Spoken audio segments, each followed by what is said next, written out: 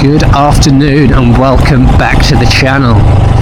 So I'm going to be a bit of a busy boy over the next couple of weeks or so, and it's going to be a little bit tricky for me to get out on the bike, but it's going to be impossible. I'm going on a bit of a trip, and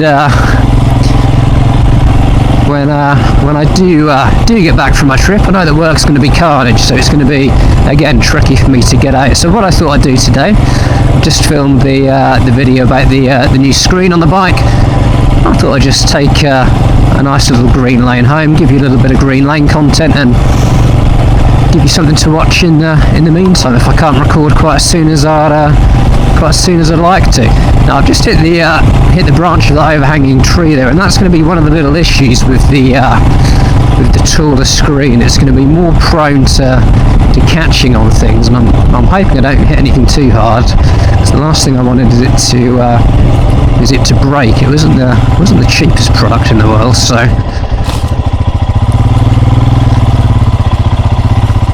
what I may do in the winter, when I'm going to be green laning just a little bit more, is actually take the higher screen off and put the lower one on. I don't know if you can see in camera shot, but that left wing mirror has gone all over the place. It happens quite a lot. These are the cheap Amazon mirrors that I brought, and on the road they work just fine, no issues at all, no crazy vibrations, and yeah, I think they're in keeping with the bike aesthetics wise. But on the green lanes I don't even have to hit anything for them to spin out of place, and I'm probably not tightening up quite as tightly as I should do, but yeah, it is a bit of a pain. But this is one of my favourite little green lanes in the local area. A little bit tricky because of the sands, and again, when I fit the different tyres on the bike in the future, should make lanes like this just that little bit easier. One thing I think I'm going to try and do when I come out next time is maybe try the helmet mounted setup again. I think that'll be a little bit better for green laning content. It means I can actually stand up on the bike and you guys will get a view of the lane rather than a view of the dash, which is usually what happens. So it's still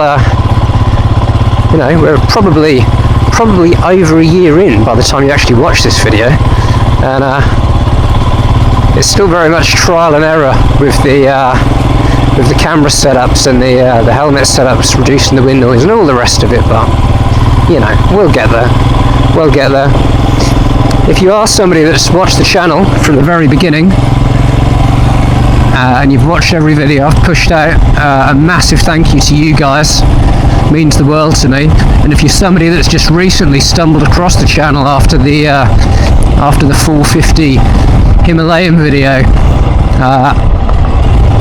there won't be videos of the 450 all too much, but as you probably guessed, I do own a 411 Himalayan, and I like to get out and about as much as I possibly can do, and one of my favourite things to do is to bring you guys green lane content. It usually goes down quite well, so I enjoy making it as well. So if you're new to the channel, recently subscribed, that's what you can expect.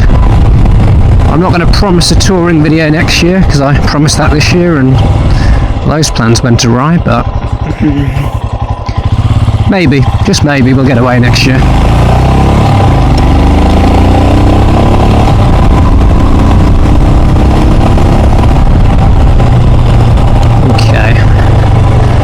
Actually bank holiday Monday when I'm filming this. Ooh, there's the entrance, nearly missed it.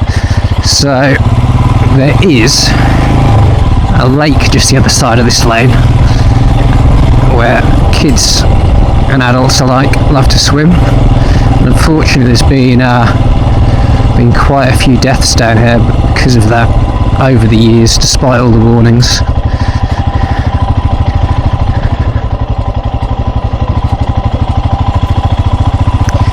Thank you very much.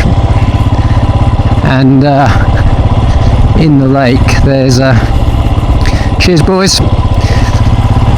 In the lake, there's actually kayaks now that you can hire out, so I expect it to be quite busy down here. So, just going to take it nice and easy. This is one of these lanes where, ideally, I'd like to be standing up a little bit, but there you go. You can probably get a view of absolutely nothing there by me standing up. So we'll stay seated.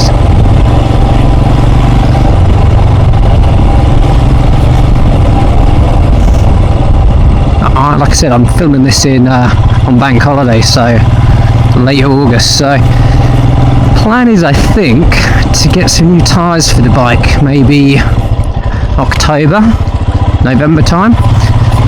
So done a little bit of research on the forums for tyre recommendations, and I've got a few on my shortlist, but I'm definitely open to options. So if you guys have got any recommendations for either, let's say, a 50/50 tyre or a full off-road tyre, just stop here, get a view of the lake if we can. I would I'll tell you what, let's stop a bit further up, you probably get a bit better view there. I'd love to hear from you. So if it is a fully off-road tyre you're recommending, if you could let me know how that is on the road as well, that'd be awesome. It's one thing I love about this bike, I didn't mention it in the 5 things I love video, but it's actually the handling of it as well. And I think it handles superbly, considering what it is. And the danger, of course, with putting a full knobbly on is that, you know, she won't handle quite as well on the road, and I still want her to be able to do that. One thing I don't want to do is keep chopping and changing the tyres. So, oh, nearly fell then. Okay, well, hopefully you can see the lake, guys. I'm gonna put this back on the stand before the thing falls over.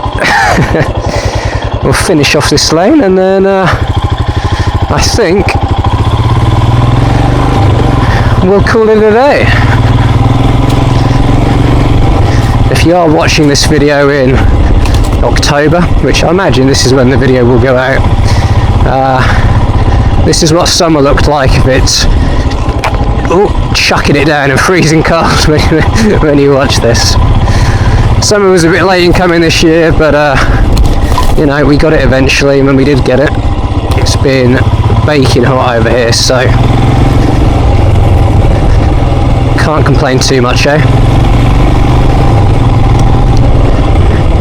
That's pretty much the end of the trail now, so I think we'll wrap it up here, guys. So as always, thank you all so much for watching. Take care of yourselves, ride safe, and until the next time, goodbye.